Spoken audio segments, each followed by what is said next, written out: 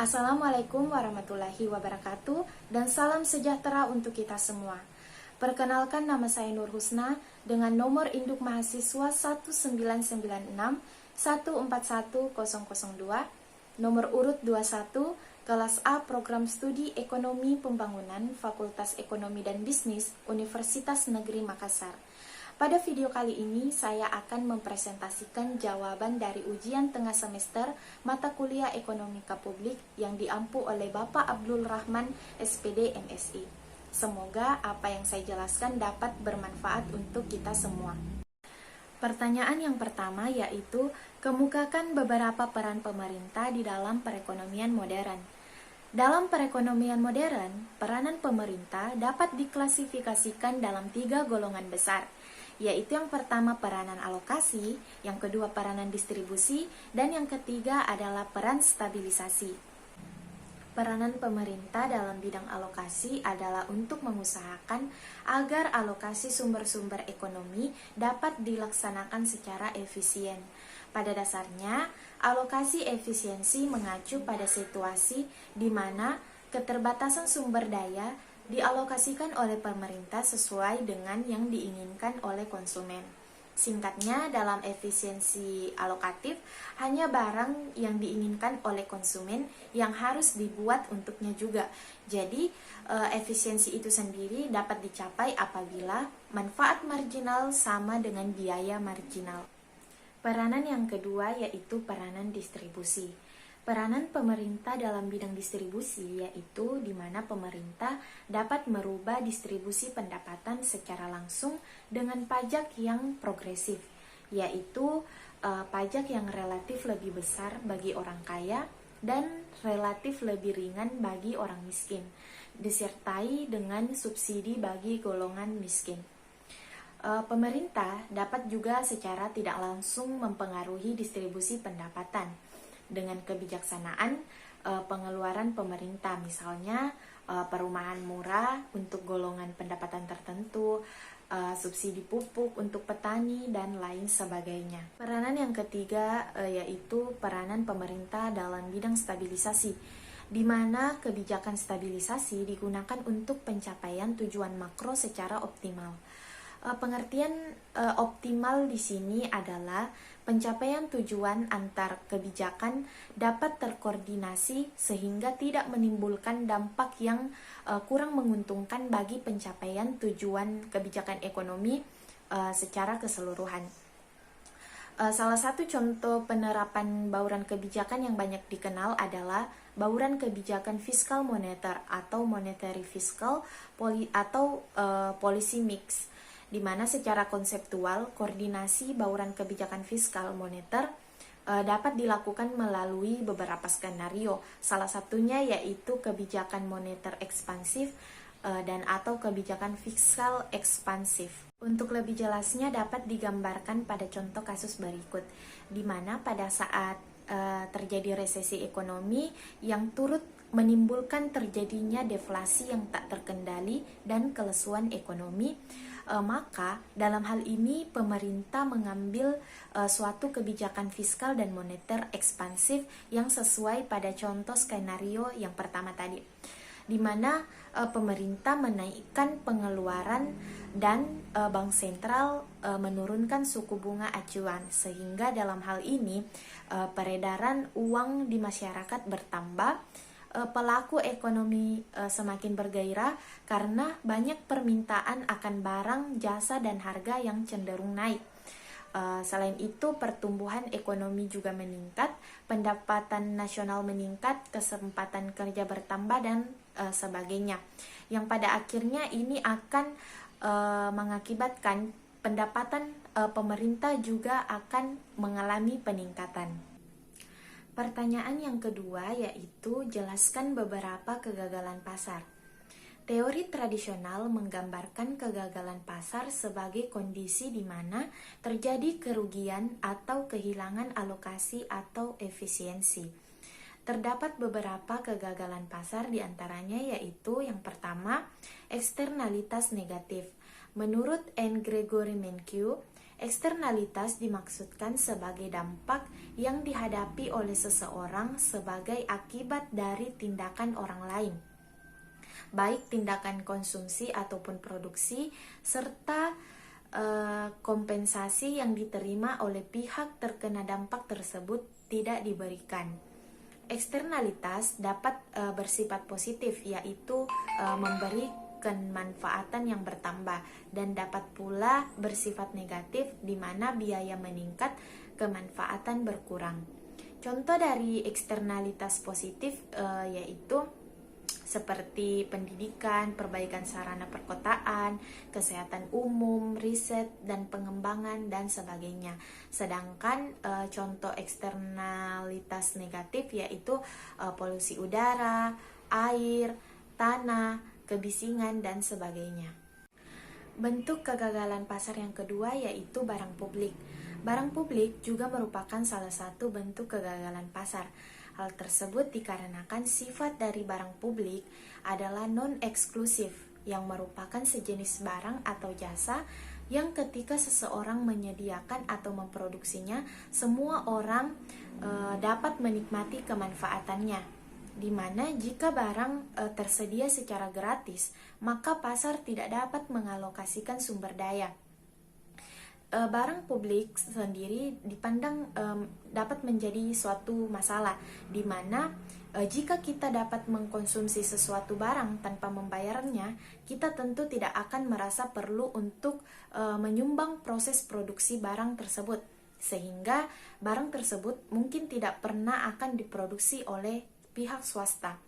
Contoh dari barang publik yaitu mercusuar, jalan raya, taman kota, dan berbagai fasilitas umum lainnya. Kegagalan pasar yang selanjutnya yaitu monopoli. Monopoli, oligopoli, dan kartel adalah situasi yang terjadi ketika pasar tidak kompetitif karena produsen barang atau jasa tertentu jumlahnya terbatas, melakukan kecurangan dalam proses produksi, atau melakukan kesepakatan yang hanya menguntungkan produsen saja. Tidak ada satupun pelaku swasta yang akan dapat mengatasi masalah monopoli dan kerugian kolektif atau yang juga disebut dengan dead weight loss, di mana dalam hal ini hanya sektor publik atau pemerintah yang dapat mencegah monopoli, yaitu melalui regulasi yang tepat dan andil bagi semua pihak, yaitu baik dari produsen maupun konsumen. Kegagalan pasar yang keempat yaitu ketiadaan jaminan dan skala ekonomi. Masalah yang pertama yaitu terhadap jaminan hak milik dan kepastian kontrak, di mana jika hak milik tidak terlindungi atau seseorang dapat mencuri hak milik atau metode produksi tertentu, maka tidak akan ada insentif bagi kegiatan ekonomi yang bermanfaat, di mana dalam beberapa kasus pasar gagal mengalokasikan sumber daya secara efisien karena tidak ada hak milik. Yang kedua yaitu menurunnya ongkos produksi atau masalah skala ekonomi atau economies of scale, di mana biaya bagi proses produksi barang atau jasa tertentu akan turun jika kuantitas yang diproduksi meningkat dalam skala yang lebih besar. Contohnya yaitu sarana dan prasarana publik, transportasi umum, telekomunikasi, dan sebagainya. Kegagalan pasar yang terakhir yaitu informasi asimetris. Dalam situasi tertentu, salah satu pihak dalam mekanisme pasar akan memiliki lebih banyak informasi daripada pihak lainnya. Dalam kondisi ini, pihak yang memiliki informasi yang lebih banyak akan dapat mengambil keuntungan dari pihak lain, sehingga mengakibatkan inefisiensi secara keseluruhan. Pertanyaan yang ketiga yaitu uraikan pengertian dan ciri dari barang privat disertai dengan contoh mendasar. Barang privat merupakan barang-barang yang bersifat excludable, di mana dapat dikecualikan dalam pemanfaatannya, dan rival yang merupakan barang saingan dalam pemanfaatannya. Nah, berdasarkan dari definisi tersebut, barang privat memiliki dua ciri atau karakteristik utama, yaitu excludability atau excludable, di mana yang dapat menggunakannya hanya pihak tertentu saja, Hal ini disebabkan karena untuk mendapatkannya dilakukan pengorbanan, misalnya mengeluarkan sejumlah uang. Ciri yang kedua yaitu rivalitas atau rival, di mana penggunaan barang oleh satu orang dapat mengurangi ketersediaan barang tersebut untuk orang lain. Contoh dari barang privat itu sendiri yang pertama makanan dan minuman, perumahan, pakaian, dan lain sebagainya. Soal yang keempat yaitu jelaskan teori pengeluaran pemerintah ditinjau dari aspek makro. 3 teori pengeluaran pemerintah dari aspek makro. Yang pertama yaitu teori Musgrave dan Rostow.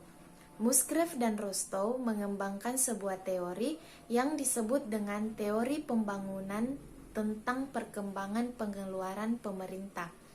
Teori ini menghubungkan antara pengeluaran pemerintah dan tahap-tahap pembangunan ekonomi yang terdiri atas tahap awal, tahap menengah, dan tahap lanjut. Pada tahap awal, dikatakan bahwa pengeluaran pemerintah relatif besar terhadap pendapatan nasional.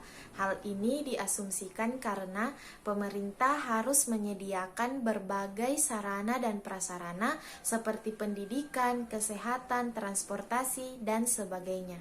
Dalam tahap menengah, investasi pemerintah terus diperlukan dalam meningkatkan pertumbuhan ekonomi agar dapat tinggal landas. Hal tersebut pun juga sejalan dengan peran investasi swasta yang juga meningkat. Tahap terakhir ialah tahap lanjut. Pada tahap ini, Rostow mengatakan bahwa pembangunan ekonomi akan beralih, di mana aktivitas pemerintah akan beralih yang sebelumnya pengeluaran sebagai penyedia prasarana ekonomi menjadi pengeluaran untuk layanan sosial seperti program pendidikan, layanan kesehatan masyarakat, kesejahteraan hari tua, dan sebagainya. Teori yang kedua yaitu teori Wagner. Wagner mengemukakan pendapatnya dalam suatu hukum yang menyatakan bahwa dalam suatu perekonomian, apabila ada pendapatan per kapita meningkat, maka secara relatif pengeluaran pemerintah akan meningkat pula. Dasar dari hukum tersebut adalah pengamatan empiris dari negara-negara Eropa, USA, dan Jepang pada abad ke-19. Tetapi hukum tersebut memberi dasar akan timbulnya kegagalan pasar dan eksternalitas. Teori pengeluaran pemerintah sisi makro yang ketiga adalah teori Piaget dan Huysman. Berikut teori Piaget dan Huysman yang dijelaskan dalam Mangku Subroto 173. Perkembangan ekonomi menyebabkan pemungutan pajak yang semakin meningkat walaupun tarif pajak tidak berubah, dan meningkatnya penerimaan pajak menyebabkan pengeluaran pemerintah juga semakin meningkat. Oleh karena itu, dalam keadaan normal, meningkatnya GNP menyebabkan penerimaan pemerintah yang semakin besar. Begitu juga dengan pengeluaran pemerintah menjadi semakin besar. Soal yang kelima yaitu kemukakan secara detail proses penyusunan, pelaksanaan, dan pertanggungjawaban APBN. Proses dan tahapan penyusunan APBN yang pertama yaitu tahap pendahuluan, yang dimulai dari persiapan rancangan APBN yang mencakup arah kebijakan, prioritas pembangunan nasional, dan asumsi-asumsi dasar APBN. Selanjutnya, rapat antar komisi dengan kementerian atau lembaga terkait, dan finalisasi penyusunan rancangan APBN.